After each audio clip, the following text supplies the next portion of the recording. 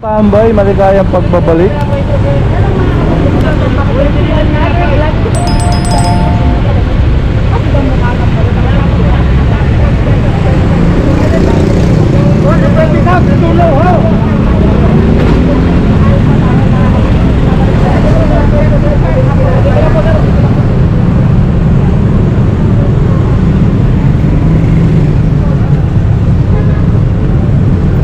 Ayan mga katambay, pinapakuha na ni Sir Richard yung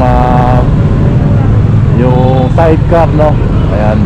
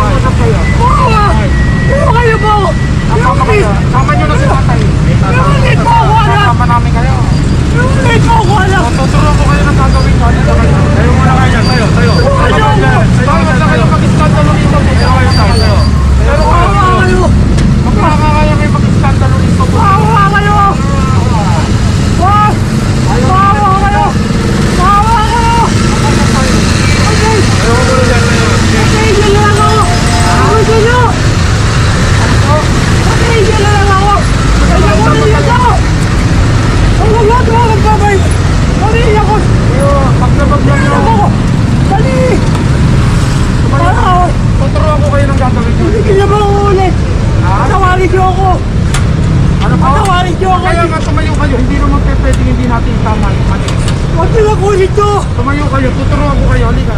Huwag niyo kunin! Kaya nga, tuturuan ko kayo ng gagawin. Kaya kayo mag-usap tayo. Huwag niyo kunin! Mag-usap tayo. Ayaw niyo ba mag-usap eh? Ayaw kayo. Ayaw niyo ba mag-usap eh? Huwag niyo kunin! Ay, tatapatin na kita ha. Wala ka rin naman magagawa kasi nag-o-operate kami. Ganito yan tayo. Gusto namin kayong itama. Makinig kayo. Nakasama ba kayo? Nandiyan lang po ako. Anong pangalan niyo? Hindi ka na dinasayit po. Ano? Hindi ka na dinasayit. Kung ganito, pupunta kayo sa akin sa community mo, tatama natin yung mali ninyo, ha? Ngayon, sabihin ko naman, community mo, Hindi ka po. hindi pa kayo, hindi mo pwede kasi tayo na ano. Patawarin niyo lang po ako. Hindi na po Hindi nga po, makukulit. doon natin itatama, hindi mo pwede rito kasi operate kami. Ngayon tayo, ay, kung hindi nyo ako papakinggan, tatapatin ko na kayo, wala rin naman kayo magagawa, baka lumakit pa ang problema. Kaya mapipilitan pa ako sa police station. Kaya nga po ako. Kaya nga, ganito. Takpan nyo nga yung mali, saka tayo mag-usap. Ganitong gawin ninyo, pumunta kayo sa akin sa Timog. Ha? Magaling kayo. Paano natin itatama yung mali? O doon, patitikitan na lang kita doon. Ngayon, dahil sa na-video nito, hindi pwede namin bitawan to. Magkakaproblema kami. Ang isang object niya, kung magkakaproblema ka, sasama kita. Lalaki lalo ang problema ninyo. Ganun na lang, para maitama natin ito. May litrato na naman ako nito kung sino may-ari. Pumunta kayo sa akin doon, sa Timog. Ha? Sino po alam? Ako! Ako! Ha? Ako! Pangalan? Richard, ako po! Sa ilalim ng Timog, ha? Pagdating doon, ipatitikitan ko na lang kayo, tapos mababalik ko sa inyo yan. Pero dito, kailangan ko maikarga yan, na-video yan. Tay, ang dami ko na naikarga. Hindi naman pwede palagpas ito sa magkakaproblema. Tao ko kausap, ha? Tao ko kausap.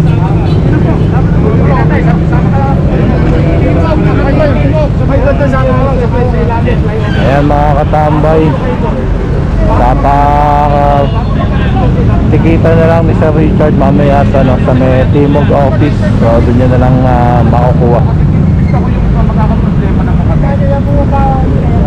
wala kayong matularan. Ako na nagsasabi sa inyo, ha? Ako ang hahanapin ninyo. Ako, ha? Ito po ako. Wala kayo ba nakasabi, ha? Pag ano, ha?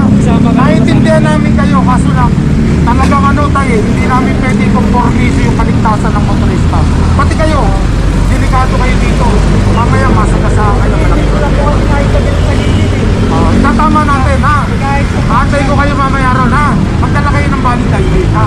Kahit ano kayo dito sa balik, ha? Hindi ka ba? Kaya kasama mo, yung ID mo kasama mo. Hindi kayo na dapat Kahit yung sa ano na lang po, yung sa vaccine po. warranty. O sige, pwede yun. Sa vaccine po.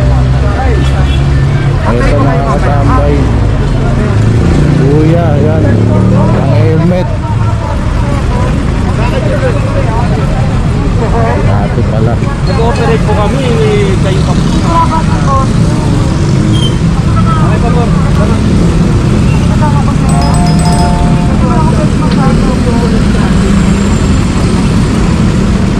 Ako po. Sige yun. Matitikitan ko lang kayo ron. Ilalim ng tulay. Kasi hindi naman pwede. Pero kung tumuot kayo, Wala.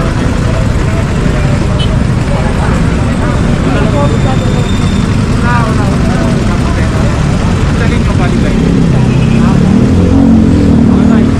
Ayan, nasa pa na yung sidecar ni tatay. Sa mga ano,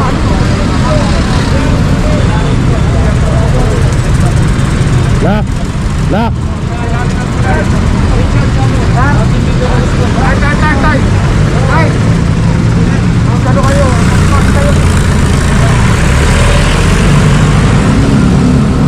Ayan ang aga-aga mga katambay. Grabe nga tensyon ang ating mga natutungayan ngayong araw. Time check tayo. 8-9 ng umaga. Ano pa kaya? Ayan, puno na yung truck na. Dito pala tayo. Ito pa.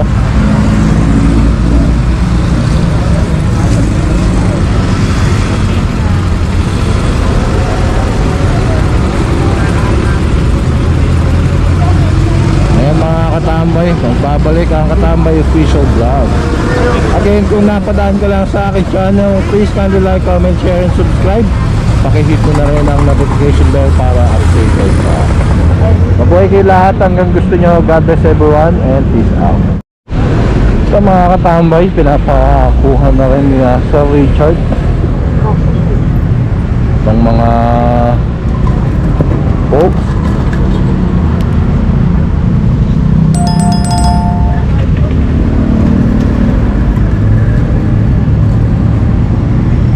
Ayan, may Rubik pa.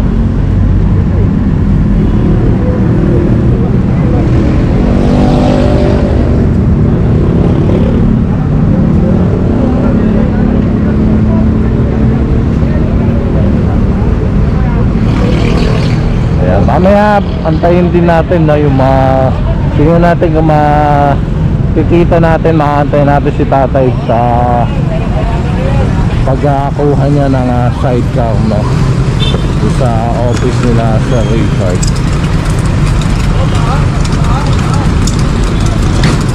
Pasok na yan. Dapat sabihin nyo na po ate. Ano ang kapit? Ano ang kapit? Ibig sabihin, sa loob sila. Apa. Pasok na. Thank you po, sir. Para ito makakumpis ka ba? Sakto din ha. Kaya bawang. Opo. Kaso lang, siyempre, pag demolition ang pinag-usapan, may proper documentation. Dapat mamatisan natin. Coordinate with the LGU para joint operation sa pag-demolish. Mababaan sila ng mga notices. Dapat yan. Paano kaya sila nagpatayo rito, sir? Definitely, hindi pinayagan yan. Illegal lahat yan. Oo. Oo. May kami nagparenta pa yan. Hindi malayo. Kasi sabi ko nga sa inyo, may batas yung Quezon City. Yung frontage mo, hindi mo pwedeng ipagamit sa ito. Lalo na this one, it's government controlled area. Oo, sir. Lahat yan, Ayan, bawal. poste. Yun yung poste, oh. Pero yung mga yan, sinasabit namin eh. End of the day, forward din namin sa city. Ito lang talaga ngayon, medyo delayed ang operation ng demolition. Ayan sir, dapat ganun po ang itsura niyan. Eh, sa inong wall. Ayan. Ayun. Ayun, luwag na sidewalk dapat nila. Mga tiyano yun, tricycle. Opo. Sir Joey, maganda ka. Sir Richard, maganda ka. Sir, marami nagko-comment no? Sa truck na ginagamit. Ayan. Maliit. Oo nga. Actually, kahit lakihan mo yan. Sabi ko nga sa inyo, sa dami ng obstruction na na-encounter namin, kulang na kulang. Tsaka, ito, sa totoo lang, condition ng truck na to. Opo. Kahit bigyan mo ako ng malaking truck, kung magkakaproblema ko daw, malaking problema. Mas gugustuhin ko pa yung bumalik na lang ng bumalik. Yun, tama. Yan sa mga nakonoment po na maliit. Saka nag-request na rin kayo sir, no? Hindi, saka ano, actually ganito yan. Sabi ko nga, hindi naman natin intention na kumpiskahin lahat yan eh. Opo. Ang gusto lang din natin, kinokorek yan eh. So, pag nakita nila na yung truck is loaded na, kumbaga, na-alarm na rin sila eh. Pag nakita nila ba, kinukumpis ka pala yan. Kaya pag puno na yan, nakikita nyo eh, para kami nagro-rove lang. Nagliligpitan na sila. To show the public na talagang kinukumpis ka talaga. Nag-violate sila. Salamat po Sir Richard. Ayan mga katambay, ganito dapat ang itsura nito, no? Yung sinasabi ni Sir Richard. So, ayan, nakapagpatayo sila rito ng establishment, no? Ayan. Pero dapat ganun yung kaluwag. So, ayan mga katambay, magbabalik ulit ang Katambay Official.